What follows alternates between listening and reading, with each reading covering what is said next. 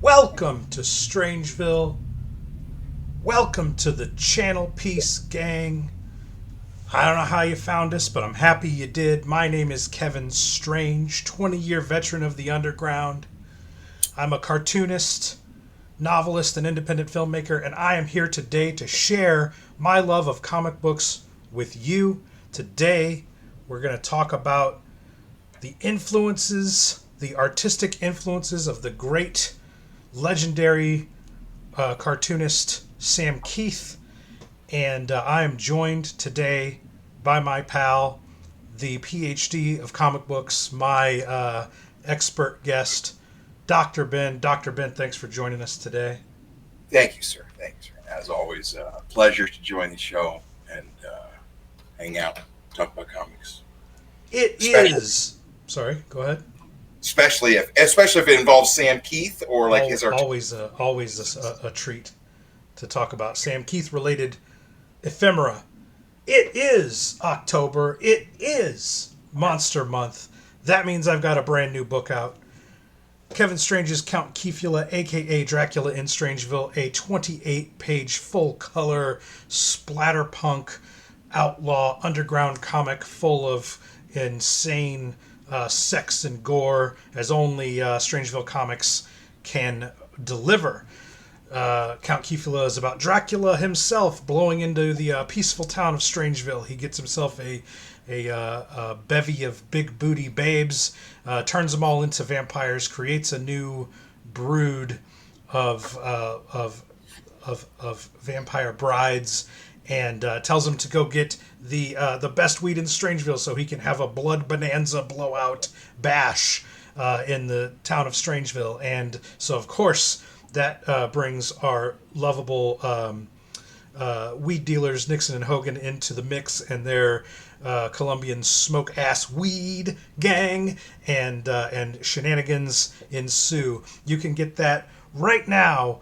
You can get Count Kefula right now at the Patreon link below in the description. $3 a month gets you access to all of my comics, novels, and feature-length films, including the brand new Count Kefula. Or if you want the physical comic book piece, I'm doing a pre-order, link in the description, through the month of October. We're cutting that off on October 31st.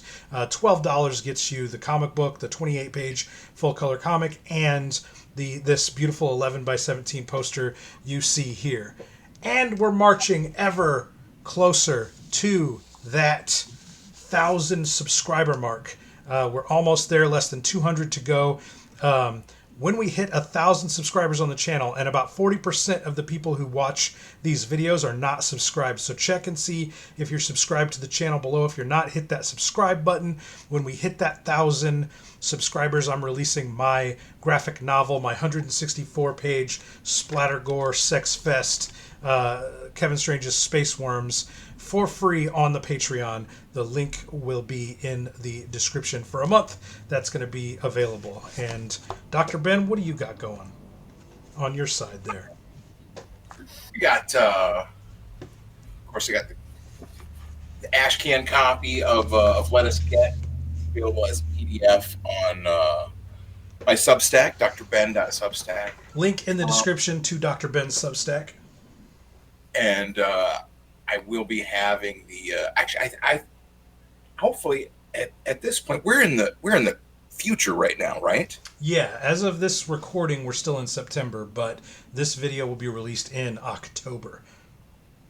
So we're actually traveling through time. So I believe that I'll be able to, from this point, I'll be able to affect the future and have the sign up sheet, the crowdfund, the Indiegogo for Let Us Get will be launched. You know, you should be able to sign up for it.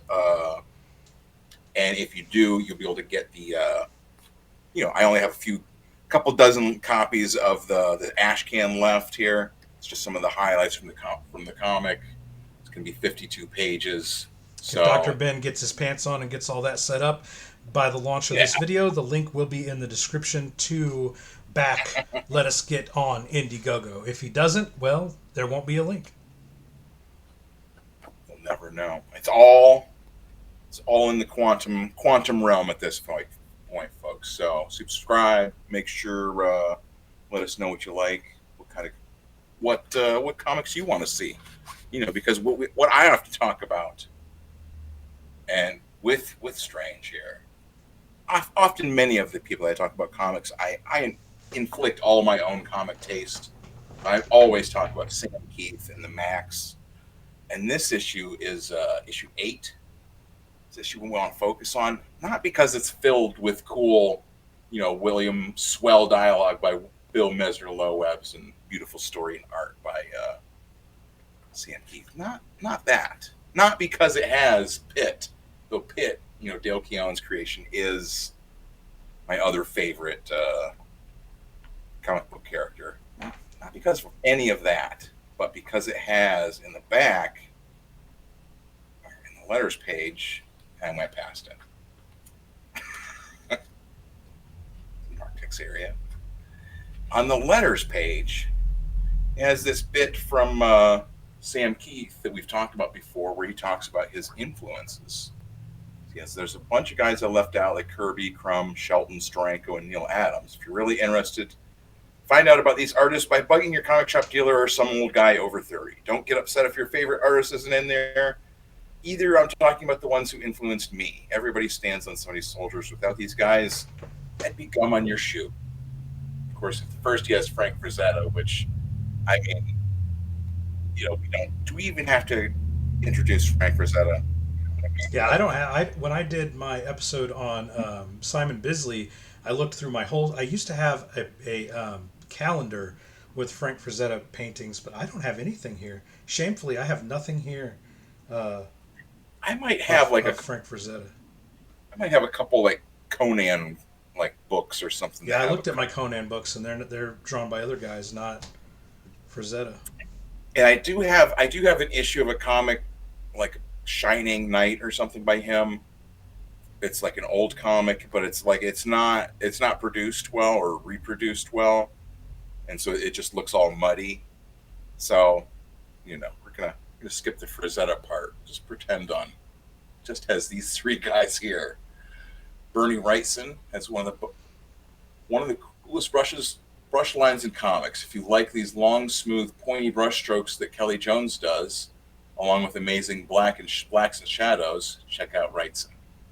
Arthur Sidam, if you like pot-bellied characters with skinny necks and long noses, Sidam's underground work in heavy metal is full of them. He is very much a student of the Frazetta Wrightson school of cool brushwork. Vaughn Bodine. This is the guy I know the least about, but his style keeps popping up in my work, leaning closer to a cartoony edge than the other guys. His affection for his characters overshadows the sometimes adult material they're portrayed in. So, that's what I got these two, this issue of Master of the Macabre by Barney Wrightson, which is just amazing. I mean, You can tell that Keith gets a lot of his noodling and his rendering and his cross hatching from Wrightson, and also his figures. Look at that. Look at the head. Look at the body style on that character. Is that supposed to be Vincent Price? Is that his? Is that a Vincent Price stand-in there? Is that for the Doctor? Right. Yeah, because this is the Muck Monster.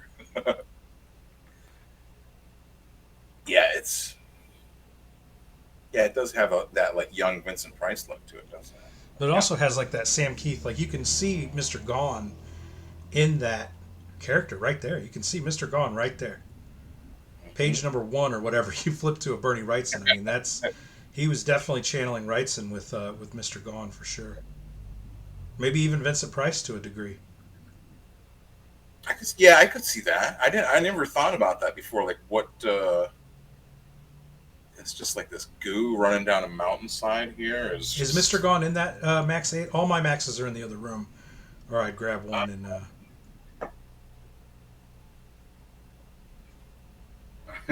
Sort of. Is his head? Yeah, I think it's just the part where he's in the box. So you just see the box. Yeah, it's just you just see that box sit on the shelf. Yeah, I mean He's Well, yeah, I mean Bernie Wrightson is just a noodler of the highest order. that's the next thing I need to get from him is his Frankenstein, Oh yeah, yeah, yeah. because it's not really like a comic though. Like it's just like the Frankenstein, the text of the Frankenstein novel with Keep talking. I'm gonna grab something real quick. a bunch of the illustrations. You know, it'd be like an illustration of a scene, but it's not really like you know, with the comic, it's like progressing through these panels. You know, when it has a splash page, you know, then it's like followed by like smaller panels to explain, tell the story. You know, oh my favorite author. Wow. This is what I have from Bernie Wrightson. Is the he did the illustrations in Stephen King's Cycle of the Werewolf, which was adapted for film and television as Silver Bullet, Oh, with okay. one of the Coreys. Which one is it? It's Problem. Corey Haim, right? Corey Haim, and also Wheelchair or something. yeah, in a wheelchair, and crazy ass Gary Busey as his uncle. This is the novel version or novella version, and this is all Bernie Wrightson paintings that accompany Okay. the book, and they are some gorgeous, gorgeous Bernie Wrightson paintings. Oh wow. Yeah, that's the sort of stuff I just love. Is like that's what I'm saying. Like it's not really like he's doing a comic so much with that or like the Frankenstein book. It's Look at that! just Look at that werewolf. man, it's a good wolf. So you can see where Sam gets his inspiration from this stuff. Which one? Nice. Back to you, Dr. Ben. Yes, that's what I'm saying. It's like this also has him adapting Edgar Allan Poe's The Black Cat. You know what I'm saying? Like this is all just it, Bernie writes. I mean, obviously, I'm not saying anything that anyone else doesn't know. I mean, he is just there's a reason why he's just so such an influential artist. You know what I mean? Well, Like this. don't take for granted that there are people that will see this as their and it will be their first time seeing Sam Kieth's influences. It might have been said time and time again, but every our channel here is going to snag people that haven't seen that kind of stuff before. Like everybody's voice, I think, in comics is important. And as comics, especially as comics historian, because Dr. Ben, there's so few of us. The best of us was Ed Piskor, and Ed Piskor got killed by the comic book industry. He said in his own suicide note, Alex DeCampi, Ramon Villalobos, and Evan Dorkin were responsible for his untimely demise. And now these the diggers are stuck with us. And if we're rehashing stuff that's been said before, well, there are people that are seeing it for the first time today here in this video.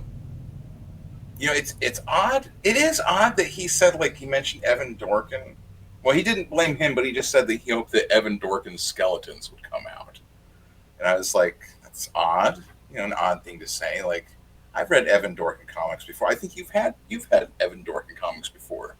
Yep. And I had tweeted at him back when X was known as Twitter back years ago to congratulate him on the Beasts of Burden comic that him and Jill Thompson would do, because I enjoyed the comic. And Promptly blocked you. and now he has me blocked. That's what I'm saying. Like, I was like, I went to like look at. I was like, I wonder what. That's odd that he would like say something. I wonder did he say anything about it after everything happened after he died and the note came out and all that? Did Evan Dorkin say anything? And then I'm like, oh, he has me. I can't look because he has me blocked now for some reason. And I've never, what I'm saying, like I've never, can't think of like ever saying a bad word about Evan Dorkin. You know, like it's just odd. It's just odd. Like He why? is among the dozens of Twitter spazzes that absolutely ruined comic books. Post 2016, you can't even pick up a modern comic without seeing um, just the most eye rolling slacktivism vomit you can imagine. Anyway, we're not here to talk about that. We're here to talk about Bernie Wrightson. I know. Well, we have this. That's what I'm saying. Like that's the perfect thing. Is like he lends himself to like everything. Like you could just take a Bernie Wrightson comic and do. I mean, obviously, the other reason people know him is from this. You know, obviously, House of Secrets '92, first creator of this fella using that was supposed to be Louise Simpson, I think, was the model they had for the cover. Creating creating Swamp Thing with Len Wein. You know what I'm saying? Like that's Amazing. Bernie Wrightson. Like, Yeah. just I mean, even in here, look at like it's that first image of him, like just seeing like a swamp monster, and you can see a Victorian mansion off in the distance. Like this is just how it starts off. Here, you know, we start off with like this was their old like their horror hosts, right? With Cain and Abel. They would introduce a story in each comic.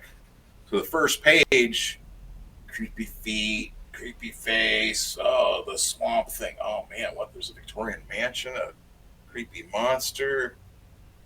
You know what I'm saying? Like immediately, like this is just I like that this is obviously the reprint. I like that they have the reprints with the old like old timey ads. Like there's That's awesome. but you know what I'm saying? This feels just exactly like Dark Shadows or you know any of those like old Hammer movies or whatever. You know the old horror movies with you know what I'm saying? Like that. It's just like it's a tradition. You know what I'm saying? And like that's where all think about it too. Like that's where all the a lot of them did work in the different the magazines like Eerie Yeah, magazine. the EC comic stuff. Uh, that you know what I mean? Like horror was they were able to have horror magazines like that where they couldn't have them like in comics until you know what I mean even with Swamp Thing like this is look at like honestly like how tame is this as a horror story, you know what I mean, like it's all just this moody atmosphere. Someone knocked on the door, you know what I mean, like people talking tensely. You'll never know that Alex wasn't killed in the explosion, that I carried his battered and bloody form out into the fetid interior of the swamp beyond and buried it there. You know what I mean? Like that's the most of the horror is that like you buried a body after an explosion. Like it's not really much of a crime. But you know what I'm saying? Like you compare like that to like the first issue that Alan Moore wrote of Swamp Thing. Like that's not to say that like these old Swamp Things aren't good, but just like Yeah. it was a different sort of horror. Once we get to like the Alan Moore Swamp Thing, like it's just like an entirely different level. Because I mean, that's what I'm saying. It's like look at this, whatever this backup story is here. Uh, After I died, what one? A gentleman named Maxwell Jones was moved by a deep obsession with the subject, and when his wife was fatally stricken, Maxwell got his chance to find out the answer to the most frightening of all questions: what will happen after I die? That's just an odd.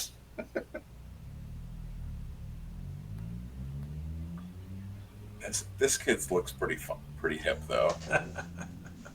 Nuts! I talked to the doctor. He told me about my sister's last wish.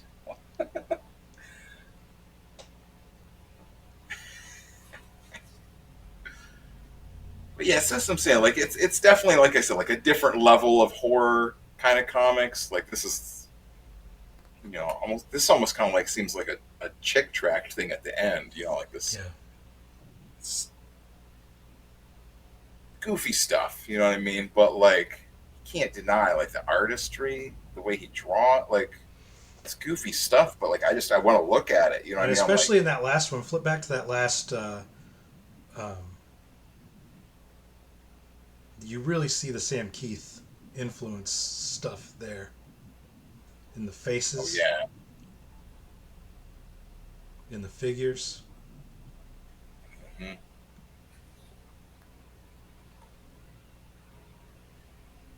All right, who's up next?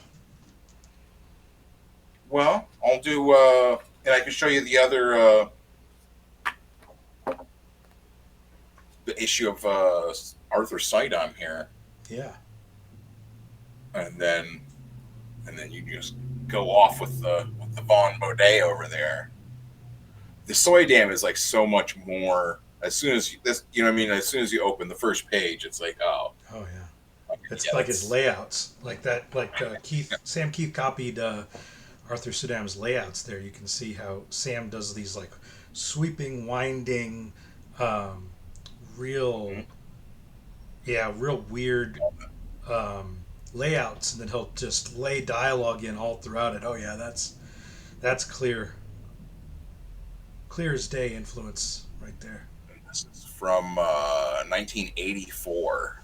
Oh, and he's talking about early creepy magazines and Frank Frazetta too. That's what I'm saying. It's like it's a whole It's a small field comics. It seems inbred overwhelming when you're first drilling down into it, but at the end of the day, there's not that many guys. all of that. You know what I'm saying? Like every bit of this is just ooh, like you can see Sam Kieth just like looking at this and being like, yes. Yeah, look at the go back a page. The way he does those the weird panels that aren't square, that Mm-hmm. weirdness down there. Definitely Sam Kieth influence there. Just that pier. Oh yeah, Is that, what are those called? Are those barnacles that are on there? But yeah, that's what I'm saying. Like once you start looking through this, and it's like, oh yeah, this is definitely what Sam Kieth is. I see. Yes, like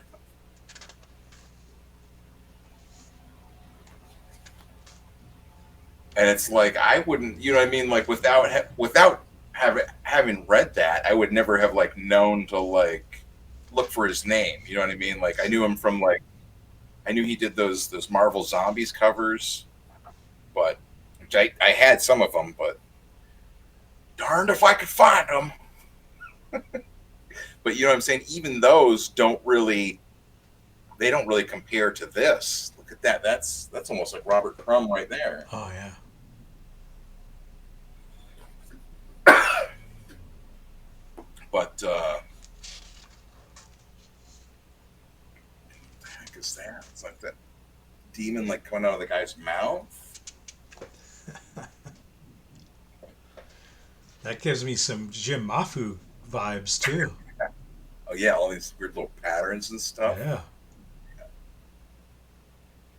We're gonna do Mafu on here too. I've got a collection of his Clerks Oh stuff right. that he did for with Kevin Smith.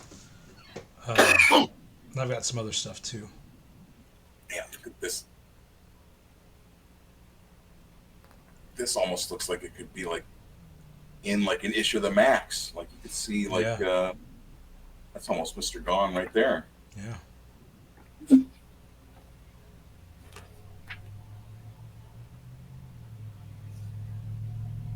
The way he draw, like he said, like the way he draws, like when he draws women, like he's makes them more fleshy. You Yep. know. Yep. Gives him some booty. Even just like, 'cause I know Super like eyes. the way Sam Keith draws Julie, where she she always has like Got a little bit like the a pooch. yeah like a little gut. Yeah. And remember that was a bit in what was that Pulp Fiction with oh man in Pulp. Remember when the bit with Bruce Willis and Oh yeah, and his girlfriend in the bed where she's like talking about her pooch. what would you think if I had a big beer belly? Just a big beer. If everything small, it's a big belly. What you think? Yeah, so that's what I'm saying. These are the guys that influenced Sam Kieth. You know, helped gave us the Max, helped give us all this insane.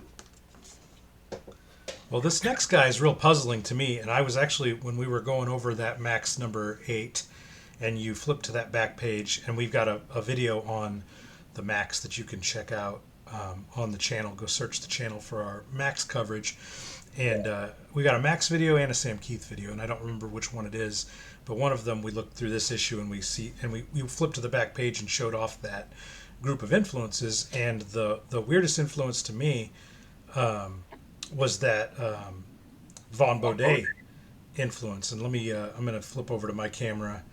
There you go.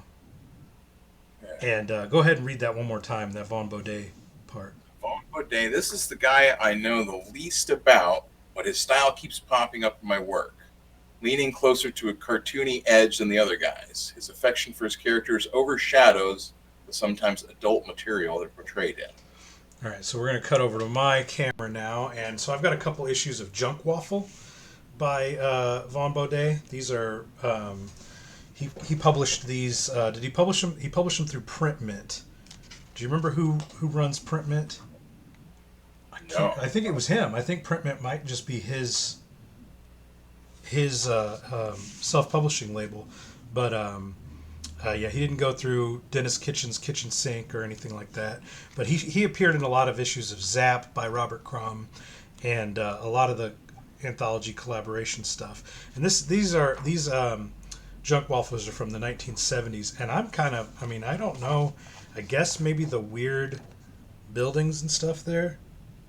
It's has kind of a Sam Kieth, like if you think about the Outback. Is like, what does this have? That little guy with the hat and the wizard, yeah. Does it have a wizard guy? Yeah, I don't know if he's in this. I don't know if he's in Junk Waffle, but I believe that's a Vaughn Baudet character. You tell us if we got that wrong. You tell us in the comments, gang. But this is or like go back a couple pages to that guy that was sitting on some sort of creature. That's like Ralph Bakshi's Wizards right there. Yeah, that looks. A lot of that reminds me of like all his weird Outback. That's what I was saying. Like I think he might be influencing. I think Vaughn Baudet might be an influence on his Outback stuff. Just these weird creatures. His actual cartooning style is like this. I don't see a lot of Sam Kieth there. It's when he starts getting his creatures and stuff out. Like here's his. I guess. I don't know. All the round, like, look at that top panel, that top right panel. What's going on with that? See how it's got like parts of it are like missing, and it's like it's got it's almost like what is that? Is it a cow or something? Oh, I have no idea. But you see what I'm saying? Like it's got the panel just turns into a weird shape. So that's this guy with the top hat, and I guess he's just grabbing onto this guy with the weird nose. So that's what that is. That's those two characters. Yeah, he's got a weird, very weird. There's that wizard guy. Yeah, that's what I'm saying. It's like he's Cheech taken Wizard. That's his name, Cheech Wizard. The panel right beside him. How like the rubble is making the bottom left corner like. Yeah. It's all wavy down here. That's what I'm saying. And this over here has it's like a naked, borderless panel right here. Mm-hmm. Yeah. Paint that up, and that's. Wizard, he's like an Iz. He really does look like an Iz, doesn't he? Yeah, absolutely. That's absolutely an Iz influence. Yeah. This is printed really weird. You see that? You see all that fucking dead space up here? It feels like it's meant for somewhere else. Like Yep. they just got a hold of it, and we're like, well, we'll just print it like this, I guess. Look at this text. This is giving Dr. Ben cold sweats. Yeah, I The wouldn't even lopper is attempt. left to lay and rot quietly in the cozy creek bed.